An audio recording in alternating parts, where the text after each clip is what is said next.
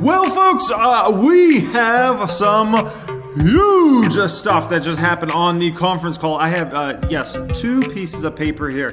2 pieces of paper worth of notes from the conference call that just happened in Ttcf, okay? A lot to discuss in today's video on what's going on, the future of Ttcf, Ttcf, and the past, the present, everything, okay? We got a lot to get into. Hope you guys enjoy this. As always, by the way, we should have this conference call either late tonight on the Hungry Bowl app, or we should have it in the morning on the Hungry Bowl app, okay? If you want to listen to it before we get it on the app, the Hungry Bowl, you can always go to Ttcf's Investor Relations page and listen that way, okay? But yeah, there's a lot to get into here, guys, okay? All right, so let's just start getting into it, okay? First thing is, company is now, as Sam Galletti talked about, company is now, by the way, the conference call was 27 minutes long, kind of a short one, to be honest. And we'll talk about that in just a moment, why it was so short. Over 13,000 stores this company's now into, okay? I don't want anybody to overlook how big of a deal this is, because no one ever heard of this company 2 years ago. And so the fact that they're already in 13,000 stores is extraordinary. If you know anything about getting into big stores like Target, Walmart, Sam's Club, Costco, grocery stores, it's like a huge deal, okay? And so the fact that this company's done this in just a matter of a few years here is absolutely extraordinary. This just doesn't happen, guys, okay? Especially in the food space. This is extraordinary. And think about what this company's accomplished just over the past 2 years. Now, imagine what the company's going to accomplish over the next 2 years. And what about over the next 5 years, okay? With how hungry this company is, no pun intended, this is extraordinary, okay? They've diversified their channel mix, which Sam talked about, which is very, very important, okay? I mean, you go back to a year ago, much of their revenue was really just derived from Sam's Club, Costco, and now because they've gotten in Target, they've gotten in Walmart, which Walmart, they have so much potential there. They're getting into all these grocery stores now. They're just starting to get the channel fill into these grocery stores, essentially. They're diversifying their channel mix, which is huge for the company. It's huge for the company's margins over time. It's huge for the company's brand over time, and overall diversification of the business model and getting more consistent results, because sometimes Costco, Sam's Club, companies like that will do big orders early in the year, especially for a plant-based food company like Ttcf, right? Where they do a lot of December, January, like people trying out new diets and things like that, okay? So that's huge. They have some of the highest velocity in frozen food, Sam Galletti says, and he went through a lot of the numbers. And velocity meaning like, you know, how fast your product's moving. Think about like money velocity moving around, right? This is like frozen food velocity, which means essentially the products move when they hit the shelves, and they move big time. So to have some of the highest velocity in frozen food, that's how they're getting into all these retailers left and right, because they're being able to show, hey, we're moving this product at this retailer, and the next one's like, okay, let's give us, and then they start moving these products, and that's how they're getting so many SKUs, and that's why some of these Target stores are starting to get up to 15, 20 plus SKUs in some of these Target stores, because the velocity is high. If the product wasn't moving, Target's not taking more SKUs, right? They would have kicked them out of the store, matter of fact. Never mind gotten to a place where they get 5 SKUs, 10 SKUs, 15, 20, right? And so that's huge. You got to move velocity if you're going to keep ramping up the SKUs, right? They obviously talked about, this was also in the press release, 41 to 45% growth in 21. I was hoping for over 50%. So maybe they come in with a beat. I would be happy with that, but regardless, whether they grow 41%, 45%, 50%, the numbers are all extraordinary and unbelievably strong, especially in this sort of environment where you have a lot of stuff going on out there, right? Every company's having supply chain disruptions and a ton of other things, right? Sam then brought the company back to talking about the long-term potential of the company, which I think is extremely important, okay? Talking about the opportunity that's in front of this company over the next several years, which I think is extremely important if you're a long-term growth company, because it's so easy to get caught up into the short-term numbers and, oh, they beat the numbers, woo, and celebrating because they beat numbers by a little bit, or, oh my gosh, they missed the revenue estimate, oh, it's all over. And when you're in a stock for years, right, it's about keeping that long-term focus and where's this company's revenue is going to be in 3 years from now, 5 years from now, 7 years from now, right? And not getting caught up into, oh, they missed this number, so it's the end of the world for this company, or they beat this number, so now the stock's going to fly up 600%, okay? That's just not the way this works. You got to keep a level head and a long-term outlook, all right? They talked about, this is big, okay? Talked about in the first half of 22, they're going to start selling branded Ttcf products out of the New Mexico Foods production plant, okay? There's an acquisition from this year, essentially.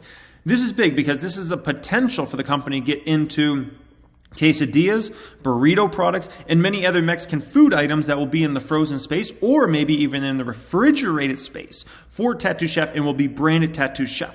This is a huge opportunity for the company, and they got that New Mexico Foods acquisition done for, in my opinion, a steal deal. Why? Because it was a private label brand, and you can usually pick up in the food space. You get those production lines and those companies for very cheap because the margins are slim when it comes to private label companies. But when you have a branded company, you control so much more around pricing, which is absolutely huge. Never mind when you're vertically integrated like Ttcf is, okay? So that's awesome that we'll likely start seeing some of that product in the first half of 22. And in the second half, I would expect to start seeing a lot of Ttcf products in a lot of stores that are straight out of that facility, essentially. Very, very exciting, okay?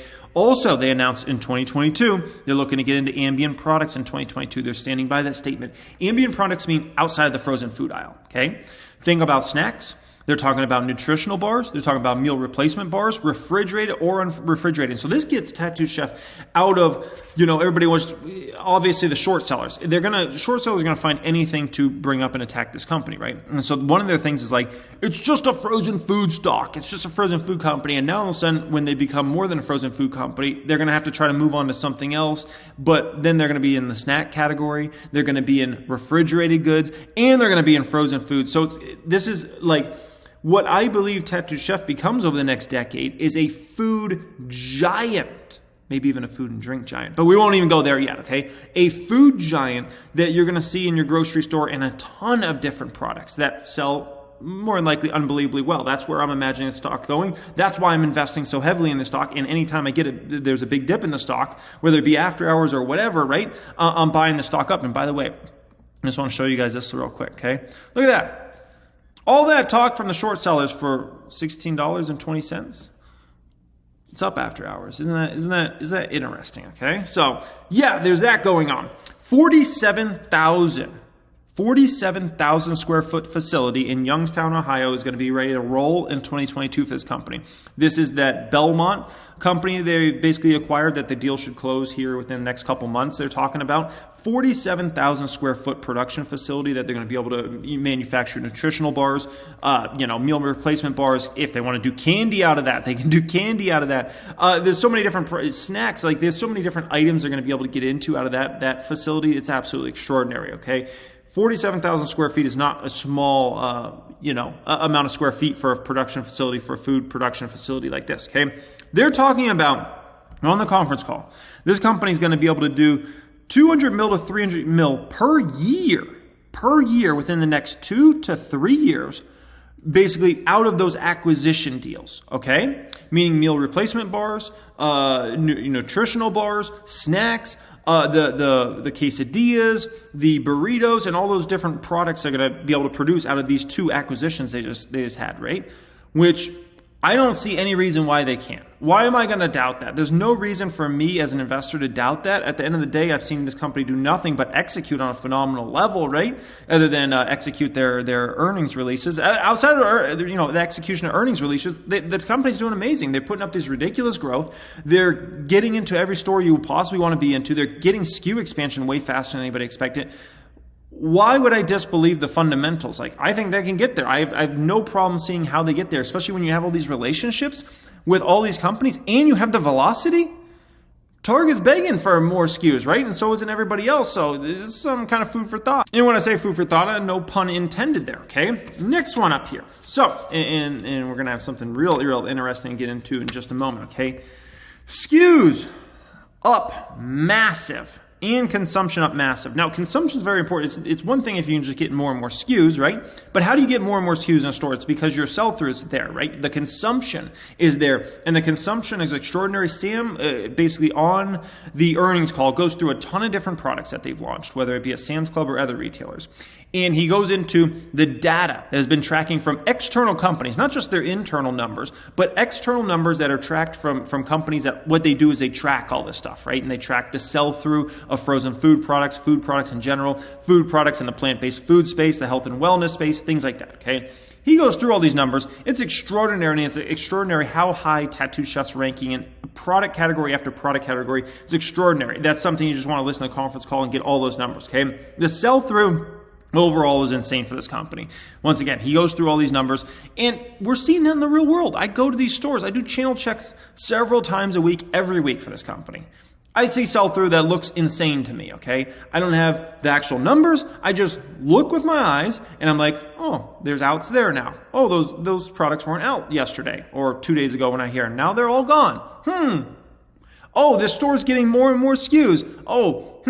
Yeah, I would assume Walmart knows what they're doing, and Target knows what they're doing, and Sam's Club and Costco and every grocery store out there. I think they know what they're doing. So obviously the data is showing those companies that Tattoo Chef moves when it gets in the stores. Let's get more SKUs in there, right?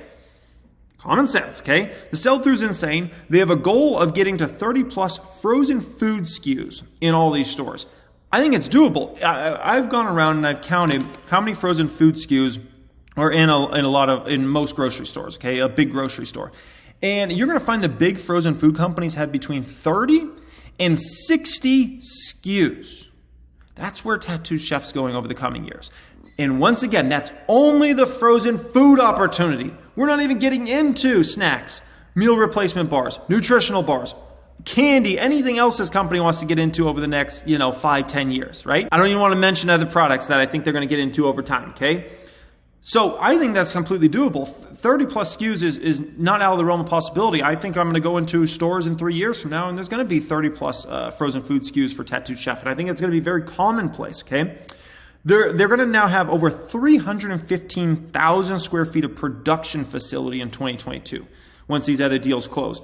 That's a lot of production space for this company. They're going to need a lot more in future years, in my personal opinion, but that's a great start. 315,000 square feet of production facility, all vertically integrated. This company, they control almost everything when it comes to their supply chains. This is huge for the company. Huge cost advantage long term. Huge innovation advantage long term over other companies. This is why Tattoo Chef will out innovate pretty much every single other company they have to compete against in any space they compete against, okay? That's huge, and I don't think a lot of people really realize that. When you've been invested in vertically integrated companies, you understand the scale advantage you get with that.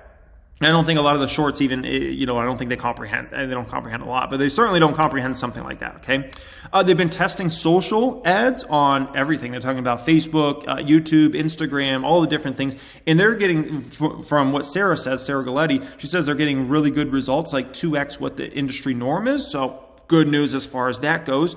The company had an immaterial expense category, which is why they had to delay the earnings. So not a material change. What it sounds like is one of their expense items, probably a short seller, said that expense item should be under this line item and not this line item. Shorts will obviously do everything and pick you apart. So that's what it is. Immaterial is the key word. Not a material change at all. Short sellers try to take the stock down, and they got it down for a little bit there. What for? Okay, this is typical short seller stuff. They do this to stocks all the time and try to create any worries out there. And I think, I think the team at Tattoo Chef was probably a little caught off guard by this. I'll just say, get ready for that sort of stuff. It's not ending anytime soon. That's what you have to deal with when you deal with short sellers. Okay, they did 5 minutes of Q&A. Right, one analyst asked questions. One analyst, because there's like 2 analysts that cover the stock. It's absurd. There needs to be a whole lot more analysts that cover this stock. It's insane. Yeah, I don't think Wall Street realizes how many people care about this stock, okay? I don't think they really realize. The earnings video I just did over 16,000 views in less than 60 minutes. That's a basketball arena full of people watch that within an hour of that video being out, okay? An immense amount of people care about this stock, and a lot more people are going to care in future years. And especially when you put up this sort of growth and you're in this type of category that's growing massively, and with how much attention the plant-based food space gets and how much it's going to get in the future, like, that's absurd.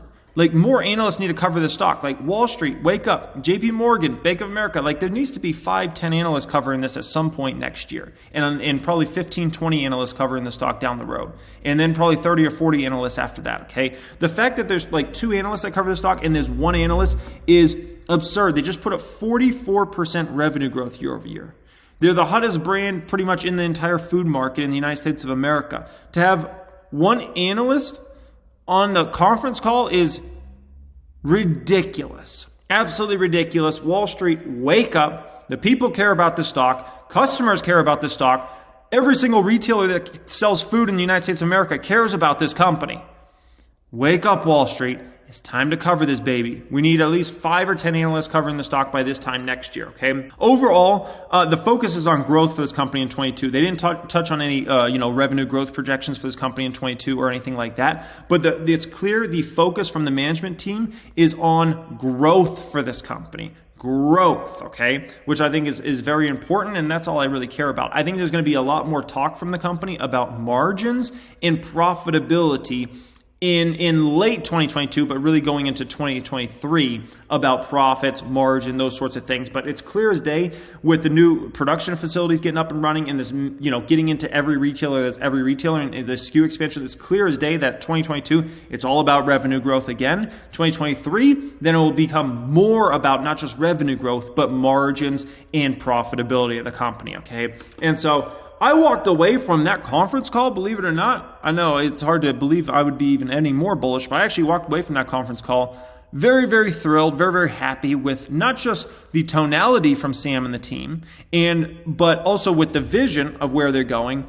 And lastly, with the data, the specific numbers they give you there that are extremely encouraging from external parties on velocity of these products, where they're ranking with these products. It's absolutely massive. So I am a happy, happy shareholder, and I will likely continue to be a buyer of the stock as long as the stock price is low. I will continue to buy, okay? So that's this video. Hope you guys enjoyed it as always. Before you leave, you gotta hit that subscribe button. Please don't leave without subscribing to the channel, okay? Got a lot more videos coming for you guys, over time, and you wanna make sure you're subscribed, have that notification bell on. We got a lot of stuff going on nonetheless, and I appreciate you guys being here. It's absolutely free to subscribe to the channel. Also have a massive deal coming for the private stock group. That will be coming Black Friday week. So if you want to be notified, you want me to notify you as soon as that deal drops, check out the pinned comment down there. If I don't have it as a pinned comment down there, it'll be first link in the description, guys. Much love as always, and have a great